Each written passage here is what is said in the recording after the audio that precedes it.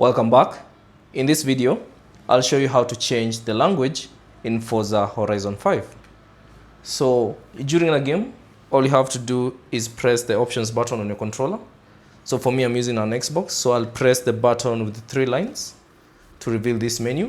And then from here, ensure that you are on the campaign section. So use the RB or the LB button and go to campaign, and then go to settings and select it.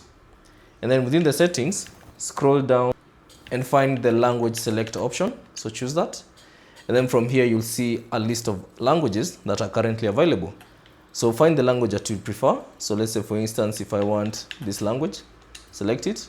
And then you'll be asked, are you sure you want to choose that language as active language?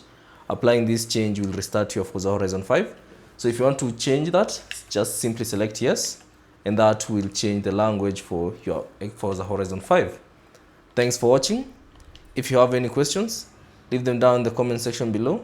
And if you found this video useful, consider leaving a like and subscribe to the channel.